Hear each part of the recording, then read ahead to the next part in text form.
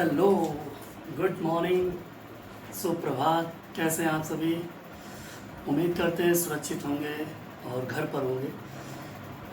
Last time पे हमने friction chapter start किया था और उससे रिलेटेड जो भी बेसिक कॉन्सेप्ट्स होते थे वो मैंने डिस्कस किया था। लाइक फ्रिक्शन क्या होता है, static friction, dynamic friction, limiting friction, coefficient of friction, angle of frictions, और साथ ही साथ मैंने एक न्यूमेरिकल डिस्कस किया था जो कि आपका ब्लॉक पे डिपेंड था। आज उसी के आगे एक क्वेश्चन करेंगे ब्लॉक से ही रिलेटेड, उसके बाद और भी क्वेश्चंस करेंगे which is related from wages and ladder also. और अगर इसके बाद कभी नेक्स्ट लेक्चर होता है तो हम फ्रिक्शन, बेल्ट फ्रिक्शन के ऊपर डिस्कशन करेंगे। ठीक है, so today's topic my is questions which is based on block. Clear? So my name is Ravi Vishwakarma and I am assistant professor of mechanical engineering department, Babu Banarsidass University, Lucknow. So let's begin to the numerical, and the numerical which is based on inclined surface. अभी इससे पहले जो मैंने numerical लगाया था वो base था आपका फ्लैट सरफेस पे, लेकिन इस बार जो न्यूमेरिकल लगाएंगे वो इंक्लाइन। देखिए, मैं सारे क्वेश्चन नहीं लगवा पाऊंगा, हाँ मैं वैरायटीज ऑफ क्वेश्चन लगवा दूंगा ताकि उस टाइप से जब भी कभी क्वेश्चन आए तो सेम कॉन्सेप्ट आप यूज करके उस क्वेश्चन को सॉल्व कर लें। अब ये कहें कि सेम कॉन्सेप्ट बेस्ड मैं हर एक क्वेश्चन करा दूं तो यहाँ पर रहते हुए पॉसिबल नहीं है। ठीक है, इवन क्लास अगर मैं ऑफलाइन क्लास में भी रहूँ तो वहाँ भी पॉसिबल नहीं होता है। मैं कॉन्सेप्ट क्लियर करा दूंगा, हर कॉन्सेप्ट से रिलेटेड एक क्वेश्चन बता दूंगा, लेकिन नंबर ऑफ क्वेश्चंस आपको ही लगाने हैं सेम कॉन्सेप्ट का यूज करके। ठीक है, तो आज क्वेश्चन देखिए क्वेश्चन है what should be the value of theta, what should be the value of theta as shown in figure, which will make the motion of 900 Newton, which will make the motion of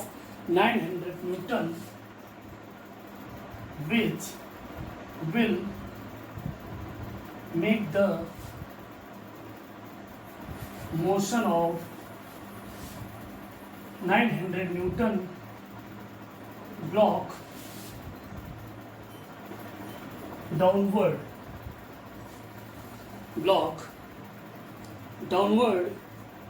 the plane,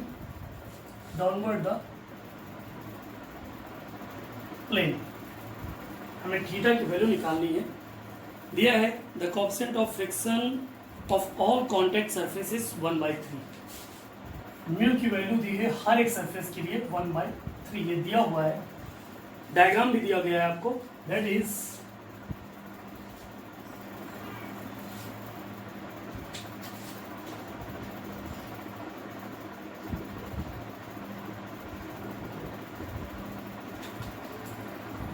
ये आपका block है, यहाँ पर रखा हुआ है। इस block के लिए पूछा गया इस थीटा की वैल्यू क्या होगी ताकि ये ब्लॉक नीचे मूव करना स्टार्ट कर जाए। ठीक है, नहीं और भी ब्लॉक है, डायग्राम गलत था बन गया कि ब्लॉक एक और है। देखिए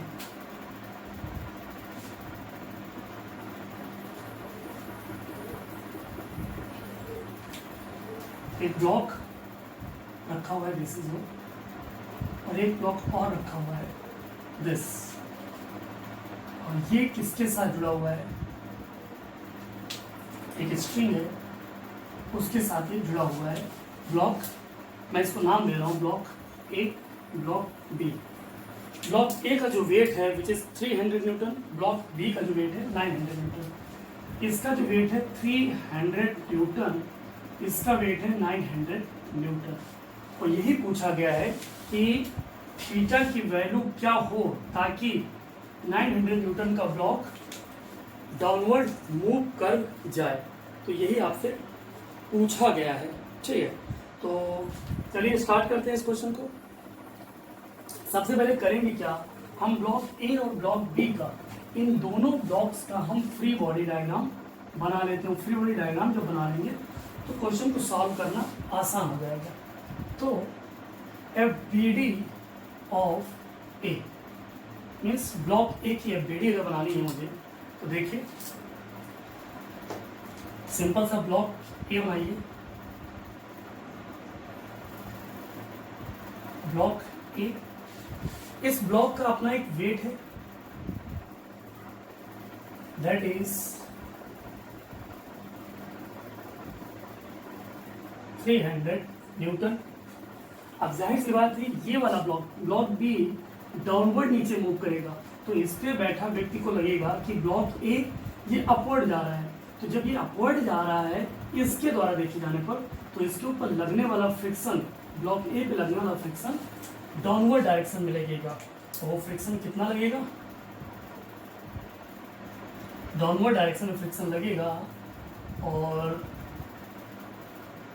friction is here which is F1। मान लेता हूं the friction is F1, downward direction में लगने वाला फ्रिक्शन F1।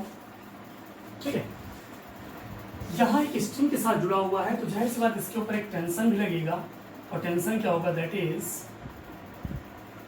कि अगर ब्लॉक ये इधर मूव करेगा तो इसका वेट है, ये भी कुछ नीचे तो लाएगा इसको, कहीं ना कहीं इस पे टेंशन लग रहा होगा, तो टेंशन T लगा दिया।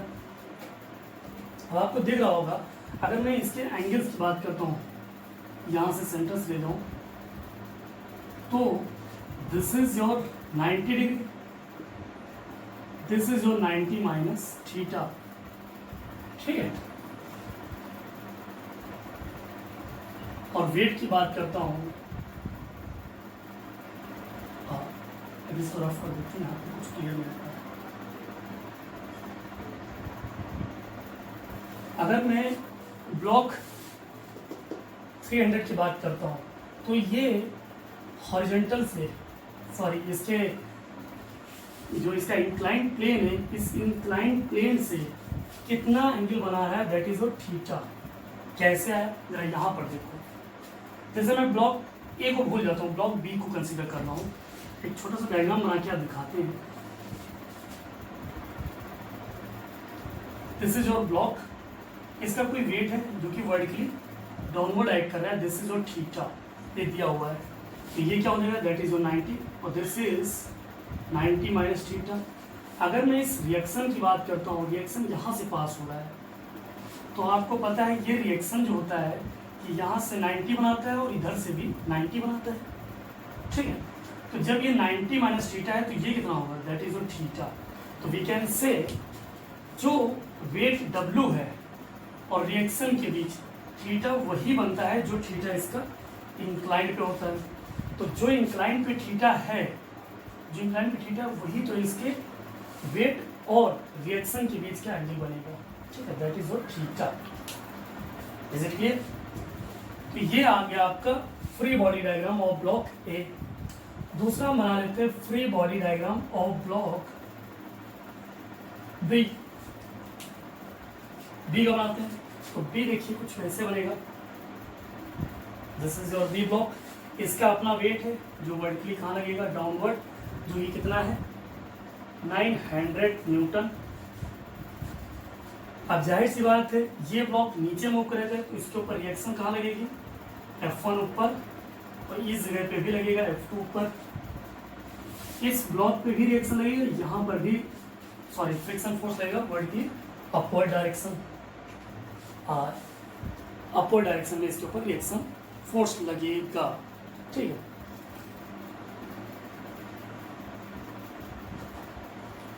ठीक है। अब इस ब्लॉक बी का कुछ अपना वेट है, जो कि इस वेट को इस इंक्लाइंड सरफेस के ऊपर एग्जर्ट करेगा। तो ये इंक्लाइंड सरफेस इस वेट बी पे रिएक्शन फोर्स लगाएगा, दैट इज N2। कितना लगाएगा, N2। इस पे रिएक्शन फोर्स लगाना भूल गया। अगर ब्लॉक ए की बात करता हूँ, तो ब्लॉक ए का कुछ वेट है जो इसके ऊपर रखा हुआ है ब्लॉक बी पे, तो ब्लॉक ए पर एक रिएक्शन फोर्स लगेगा which is in this direction, which is N1, ऊपर की तरफ। इसी को कैंसिल आउट करने के लिए नीचे की तरफ एक रिएक्शन लगेगा, दैट इज N1। यहाँ तक किसी को दिक्कत? N1। मैं अगर एंगल्स की बात करता हूँ तो ये एंगल कितना होगा? That is theta. मैंने बता रखा है। बस आपको निकालना क्या, एक्चुअल में थीटा ही निकालना है। सब कुछ दिया हुआ है, फ्री बॉडी डायग्राम बन गया है। ठीक, आप एक एक ब्लॉक को कंसीडर कर लेते हैं। तो block for block A block को लेते हैं और सॉल्व करना स्टार्ट कर देते हैं। ठीक है, तो summation of force normal to the plane, summation of the force normal to the plane means जो प्लेन के नॉर्मल है उन सारे फोर्सेस का समीशन लेना विच इज इक्वल टू 0। तो ब्लॉक ए की मैं बात कर रहा हूँ, तो सबसे पहले नॉर्मल टू द प्लेन, सबसे पहला तो क्या आ रहा है तुम्हारा N1। अब देखिए जो 300 है, 300 की अगर हम कंपोनेंट्स में डिवाइड करते हैं तो एक कंपोनेंट बनेगा दिस इज 300 cos थीटा, एक कंपोनेंट बनेगा that is 300 sin theta. Is it clear? तो N1 बराबर किसके होगा? 300 cos थीटा की। क्लियर? 300 cos थीटा, या आप ऐसे लिख लीजिए। We know that from the law of friction we know that μ1 बराबर F1 अपॉन N1। तो यहाँ से देखो जो F1 की वैल्यू आएगी, μ1 की वैल्यू हर एक के लिए 1/3 के लिए, this is 1/3 time of 300 cos theta. So F1 की वैल्यू कितनी आ जाएगी? 100 cos थीटा। हमने क्या निकाल लिया? N1 और F1। ब्लॉक ए का काम खत्म, जो जरूरत थी। अब for block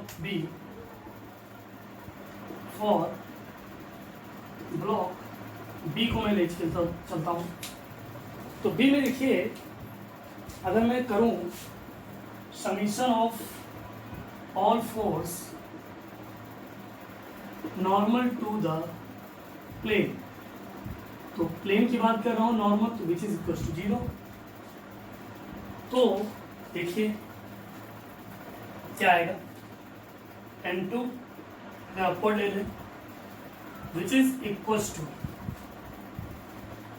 to N1 plus 900 cos theta. यहाँ पर भी अगर हम 900 का फैक्टराइजेशन के लिए 900 cos थीटा, और इधर क्या लगेगा? 900 sin थीटा। ठीक है, 900 cos थीटा। N1 की वैल्यू हमने ऑलरेडी निकाल ली, this is 300, 900 300 total 1200। So N2 की वैल्यू क्या आ जाएगी? 1200 cos थीटा।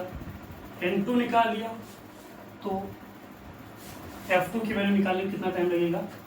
क्योंकि जानते हैं μ2 इक्वल्स टू क्या? μ2 equals to F2 upon N2। So F2 की वैल्यू 1/3 इंटू N2 की वैल्यू हमने निकाल रखी, that is 1200 cos theta. So F2 equals to this is 400 cos theta. यहाँ तक किसी को दिक्कत नहीं? अब देखते हैं समीशन ऑफ हॉरिजॉन्टल फोर्सेस को देख लेते हैं। Summation of force parallel to the plane क्या है? Summation of the force parallel to the plane क्या होगा? देखो भाई, 900 sin theta equals to F1 plus F2। F2 की वैल्यू हमने निकाल रखी, F1 की 100 cos थीटा, F2 की 400, ओवरऑल 500 cos थीटा बराबर 900 sin थीटा। साइन और कॉस मिला के tan tan theta that is 5/9। ठीक है, तो यहाँ पर आगे देखते हैं, तो थीटा की वैल्यू क्या आ जाएगी, tan इनवर्स विच इज 5/9। अब कैलसी में रखिए, इसको सॉल्व करिए, आंसर हमें बताइएगा। ठीक, ये हुआ इसका सोल्यूशन। कुछ टफ लगा? कितना आसानी से, बस आपको थोड़ा स्टार्टिंग में ध्यान देना होगा फ्री बॉडी डायग्राम बनाते वक्त। जिस टाइम आपने फ्री बॉडी डायग्राम को अच्छे से बना दिया, क्वेश्चन में कोई दम ही नहीं बचा, तुरंत के तुरंत क्वेश्चन सॉल्व। ठीक, बस उसके बाद तो बेसिक कैलकुलेशन है, आप सॉल्व करते जाइए और आंसर लेते जाइए। ठीक है, चलिए देखिए, मैं नेक्स्ट क्वेश्चन तब तक वेजेस से स्टार्ट करता हूँ।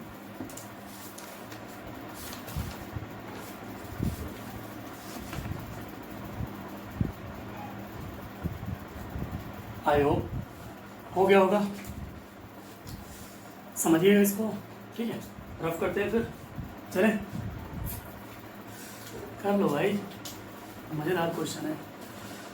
ऐसे क्वेश्चन आते हैं एग्ज़ाम में भाई, सेमेस्टर में भी हो, चाहे आपका कॉम्पिटिटिव एग्ज़ाम हो, गेट हो या किसी में भी, ऐसे क्वेश्चन आते ही आते हैं। और फ्रिक्शन तो हर एक के लिए सबसे फेवरेट सब्जेक्ट है, फेवरेट टॉपिक है, तो अच्छे से पढ़ लो। ठीक, चलो आते हैं।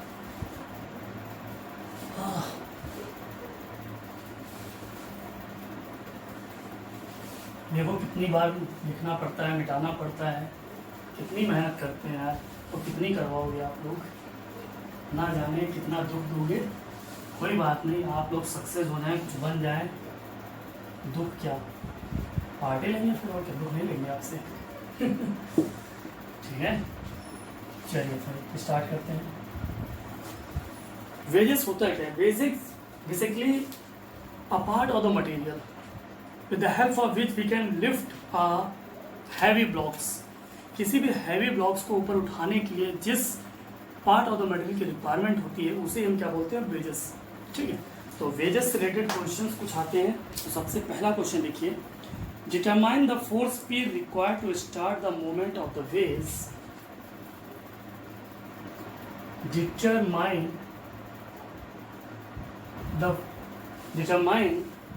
the force P required, determine the force P required to start the movement of the wave, to start the movement of the waves as shown in figure दिया हुआ है आपको। The angle of friction for all the surface, angle of friction means theta आपको दिया है for all the surface which is 15 degree. Angle of friction है, this is your theta. मैं पूरा लिख देता हूँ ताकि दिक्कत ना हो। Angle of friction for all the surface which is 15 degree. ठीक है, डायग्राम दिया है आपका।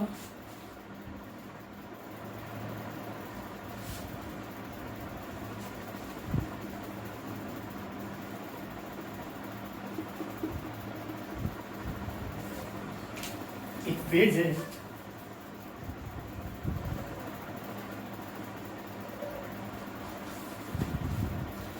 कुछ टैपर्ड है, बेस टैपर्ड ही होते हैं। ठीक है, और इसी को उठाने के लिए एक वेज लगा हुआ है, एक अलग सा वेज, मैं दूसरे कलर से बनाता हूँ। एक वेज लगा हुआ है दिस,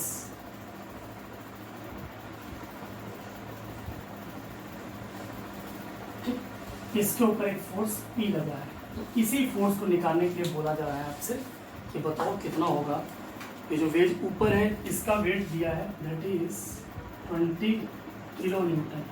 20 किलो न्यूटन के वेज को ऊपर उठाने के लिए ये नीचे वाले वेज पे कितना फोर्स देना होगा ताकि ये स्मूथली ऊपर उठ जाए। अगर मैं इसके एंगल्स की बात करता हूँ, दैट इज 20 डिग्री, ये गिवन है। क्वेश्चन में। चलिए स्टार्ट करते हैं। सबसे पहले तो इसका और इसका फ्री बॉडी डायग्राम बना लेते हैं। सबसे पहले 20 किलोमीटर बेस का बनाते हैं। देखिए इसमें कई सारे डायग्राम बनाएंगे, आप लोग थोड़ा ध्यान दीजिएगा।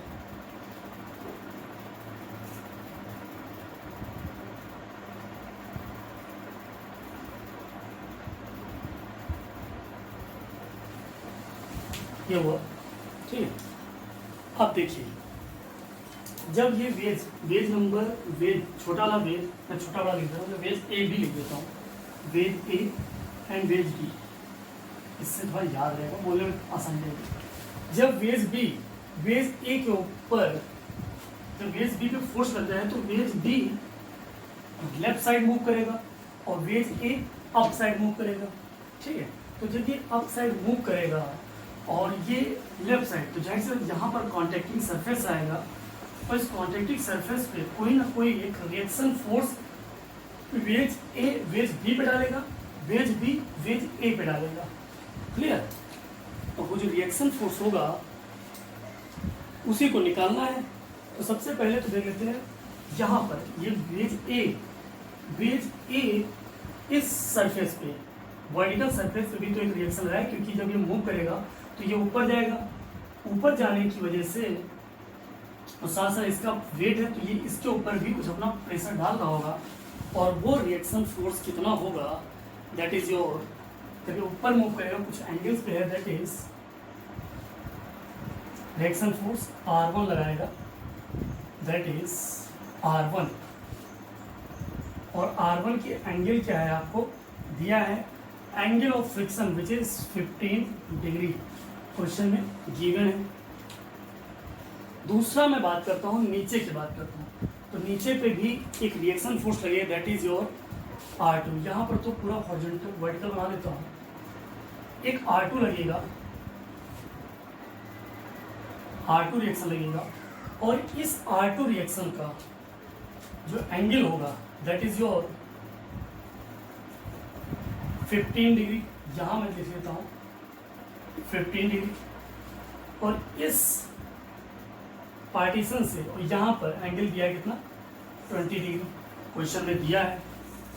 अभी मैंने बताया था जब ये वाला एंगल दिया हो तो जो वर्टिकल एंगल निकलता है विच इज ऑल्सो 20 डिग्री। अभी मैंने जस्ट बताया था जो नॉर्मल रिएक्शन का निकलता है ये है तुम्हारा resultant, this is your resultant force and this is reaction, this is the rejection and this is the resultant. तो रिजल्टेंट R1, रिजल्टेंट R2। और मैंने एंगल ऑफ फ्रिक्शन में बताया था कि जब कोई बॉडी मूव करती है तो उसका जो रिएक्शन लगता है, उसका जो रिएक्शन लगता है और उसका जो रिजल्टेंट आता है, तो रिजल्टेंट के बीच का ही तो एंगल क्या कहलाता है, एंगल ऑफ फ्रिक्शन, ठीक है। ये तो हुआ इसकी कंडीशन और इसके ऊपर वेट कितना लग रहा है, दैट इज 20 किलो न्यूटन। अगर मैं वेज बी की बात करता हूँ तो मैं अगर वेज बी की बात करता हूँ तो डायग्राम इसका कुछ ऐसा बना हुआ है। वेज बी की मैं बात कर रहा हूँ तो वेज बी पे लगने वाला रिएक्शन, सबसे पहला तो इसके ऊपर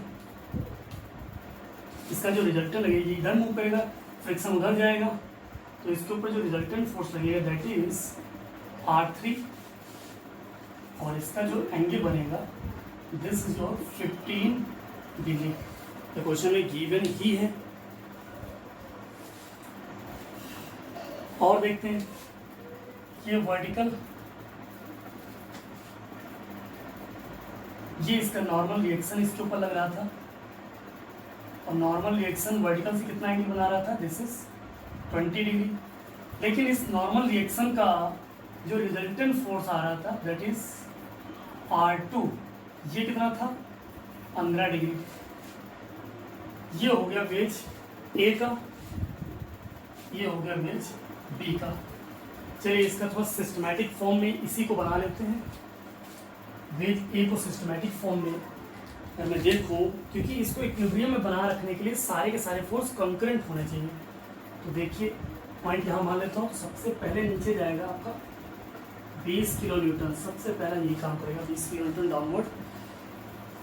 reaction force this is R1, और इस R1 की जो वैल्यू होगी, रिएक्शन फोर्स R1, तो आपको पता है कि R1 जो हॉरिजॉन्टल एंगल बना रहा है दैट इज 15 डिग्री, तो ये 15 है, तो ये कितना होगा 75 डिग्री। कितना क्लियर?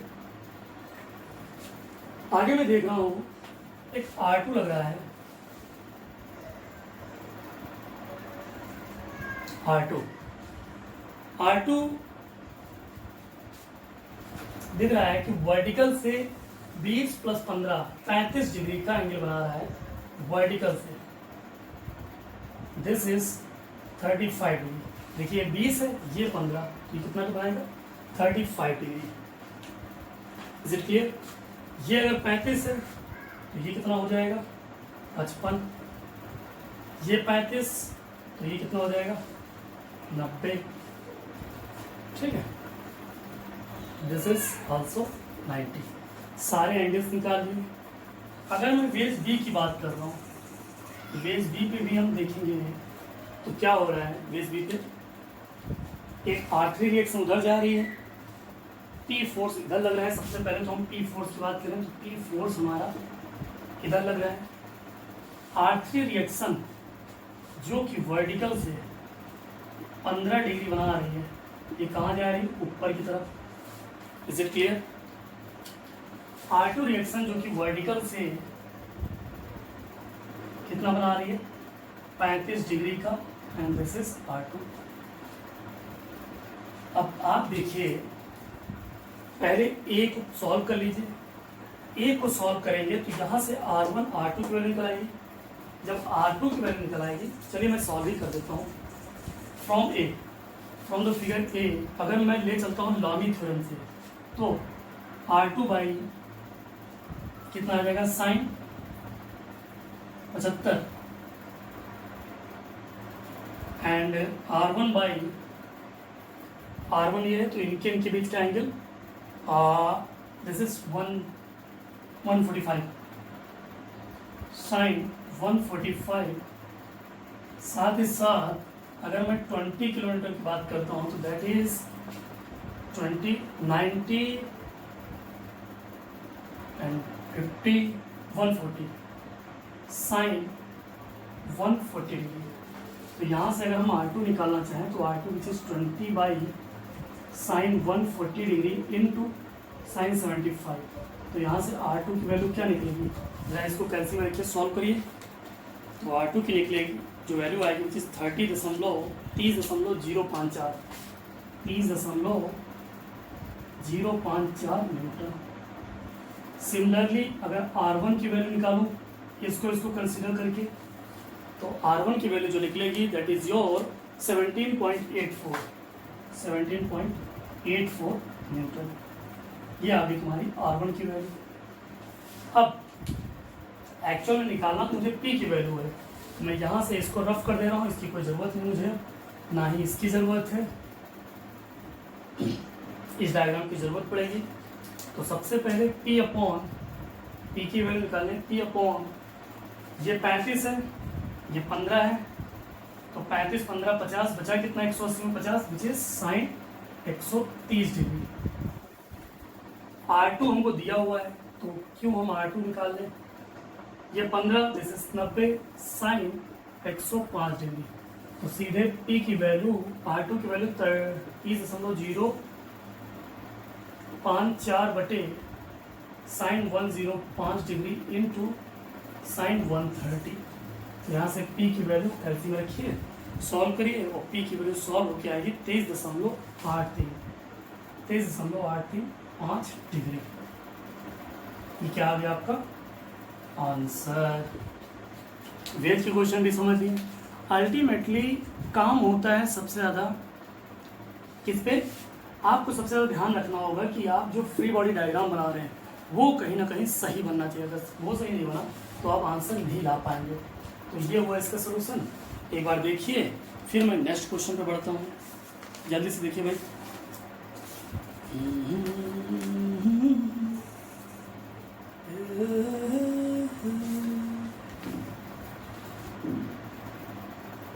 हो गया। चलिए नेक्स्ट क्वेश्चन लिखते हैं लैडर पे based.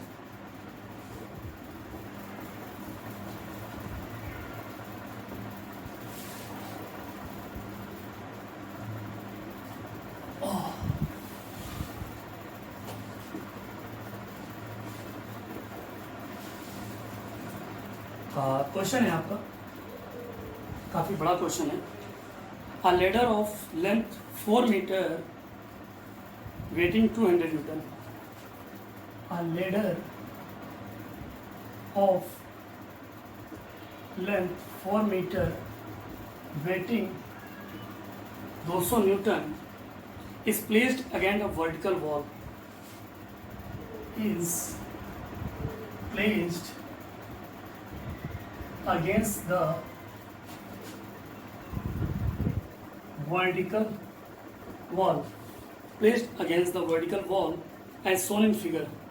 The coefficient of friction between the wall and the ladder, full stop, mu between wall and mu की वैल्यू दी हुई है, mu between wall and ladder is कितना दिया हुआ है आपका, that is 0.2 and mu between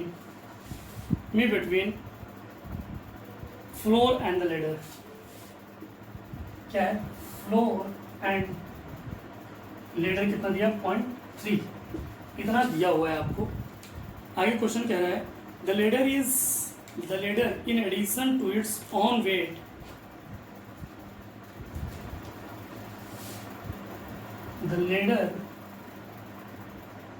in addition to its own weight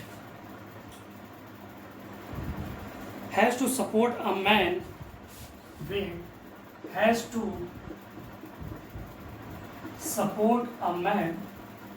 of weight 600 Newton at a distance 3 meter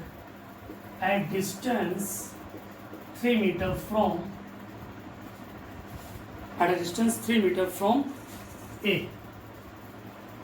आगे बोल रहा है कि calculate the minimum horizontal force to be applied, calculate the minimum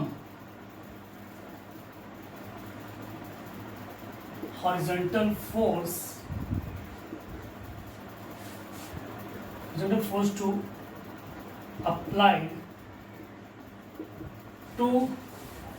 applied at A to prevent slipping, applied at A to prevent slipping। Question ये है आपका, क्योंकि diagram भी दिया हुआ है।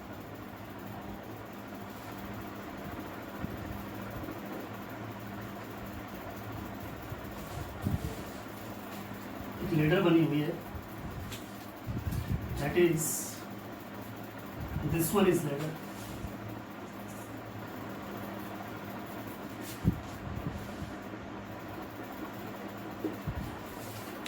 लेडर बनी हुई है, इसकी लंबाई कितनी है, 4 मीटर की है लेडर की, which is 4 मीटर,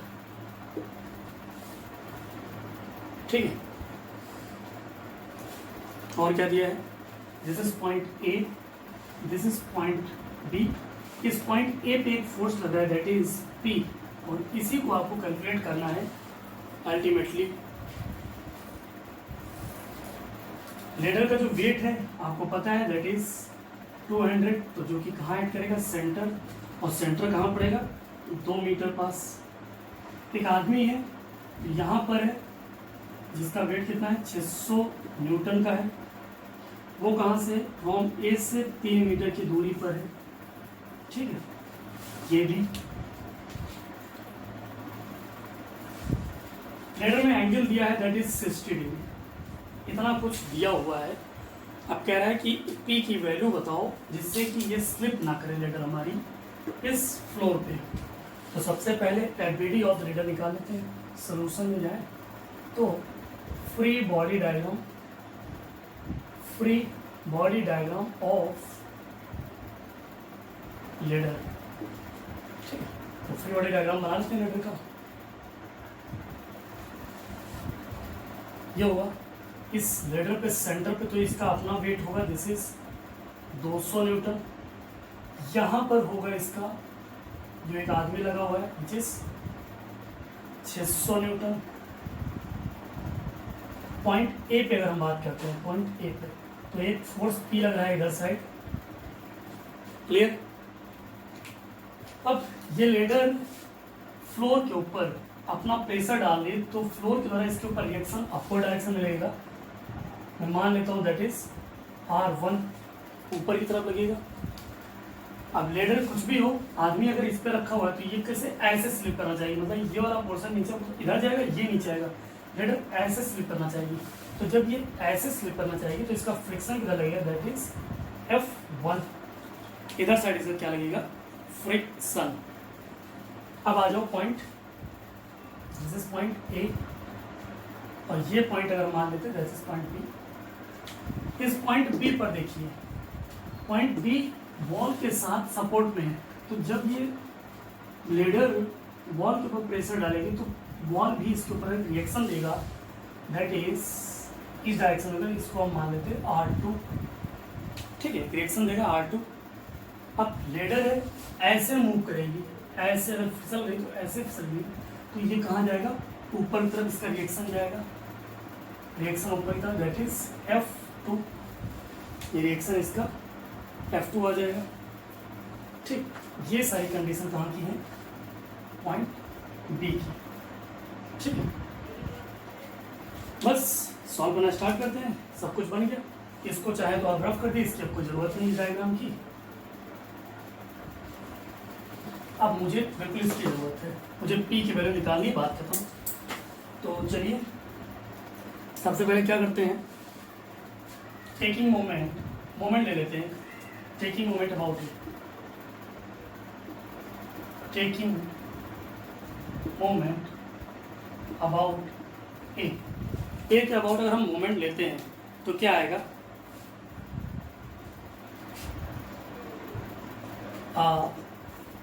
सबसे पहले देखिए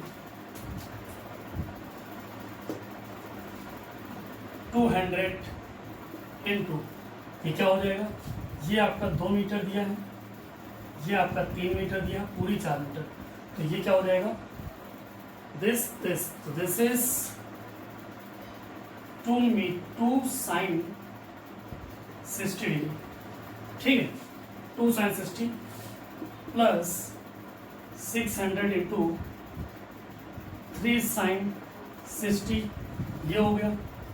अब मैं अगर R2 की बात करता हूँ, प्लस ये एंटी क्लॉकवाइज जाएगा which is minus summation of m at a must be 0 minus ये डिस्टेंस कितनी जाएगी, this is R2 into 4 sine 60 minus मुझे ये डिस्टेंस निकालनी है, तो क्या आएगी, F2 इंटू कॉस 60, ये डिस्टेंस। और कुछ बचा, मैंने ये फोर्स निकाल लिया, ये निकाल लिया, ये और कोई फोर्स नहीं, क्योंकि ये इस जगह पे जो आर्म लेंथ है वो जीरो हो जाएगी, जिसकी वजह से निकलेगा नहीं।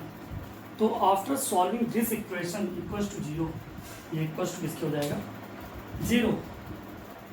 आफ्टर सॉल्विंग दिस इक्वेशन एक रिलेशन आएगा किसके बीच, F2, अब इस इक्वेशन में देखिए R2 और F2 ही अननोन है, तो इनके भी रिलेशन आएगा, दैट इज क्या आएगा, F2 बताए भाई, F2 या 0.5 F2 plus 0.5 F2 plus 0.866 N2 equals to, इसको आप सॉल्व करिएगा थोड़ा सा, विच इज 275, ये equation number 1। After solving this, ये आ गया from law of friction. Law of friction के माध्यम से हम जानते हैं कि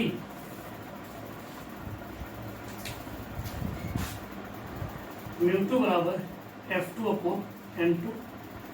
तो यहाँ से हम म्यू टू की वैल्यू पता है,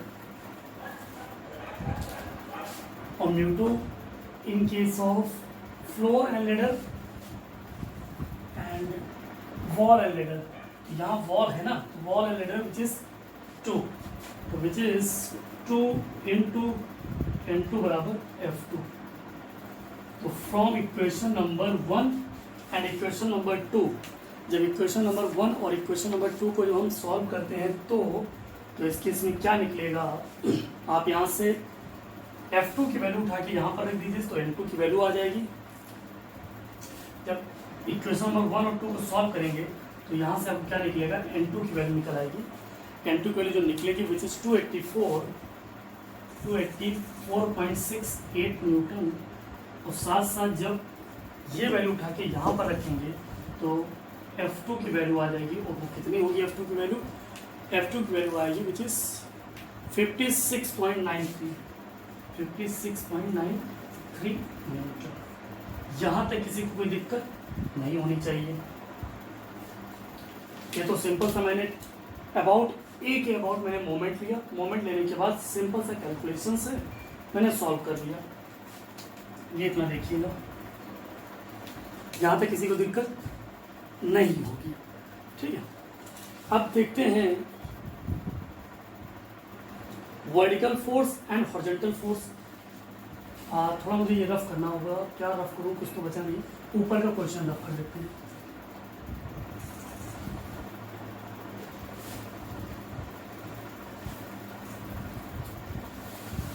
ठीक है, तो summation of vertical force must be 0। तो देखिए इसके वर्टिकल फोर्सेस क्या आएंगे, तो वर्टिकल फोर्सेस में जाएं तो यहाँ पर क्या था, दिस इज F2, क्या होगा, दिस इज R1, ऊपर साइड देख रहे हैं R1 माइनस होगा 200 माइनस होगा 600 प्लस होगा F2 बराबर 0। क्लियर, हमें पता है F2 की वैल्यू यहाँ से मैंने निकाल ली है, तो R1 equals to 200 plus 600 plus F2 की वैल्यू 56.93। इसको सॉल्व करेंगे तो R1 की वैल्यू क्या आ जाएगी, R1 की वैल्यू होगी, वो तुम्हारी होगी दैट इज 743.066 न्यूटन। ये तुम्हारी R1 की वैल्यू आ गई। R1 आ गई तो आपको पता है V1 बराबर F1 अपॉन R1, तो F1 की वैल्यू क्या आएगी, V1 आपको पता है 3 दिया था, आई थिंक क्वेश्चन में 3 ही दिया था, मुझे आप लोग देखिएगा, मुझे 3 दिया था, एंड R1 की वैल्यू 743.066। तो F1 की वैल्यू कितनी आ गई बताएं आप लोग, F1 की वैल्यू 222.92 ये आपकी किसकी वैल्यू आ गई, F1 की। अब देखिए summation of horizontal force must be 0। अब हॉरिजॉन्टल फोर्स देख लीजिए कौन कौन से होंगे, बेसिकली P होगा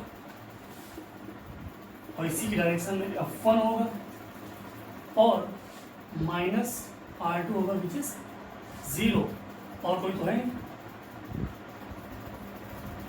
तो P F1 की वैल्यू हमने निकाली 222.92, R2 की वैल्यू मैंने N2 R2 नहीं निकाला क्या मैंने, R1 निकाल लिया।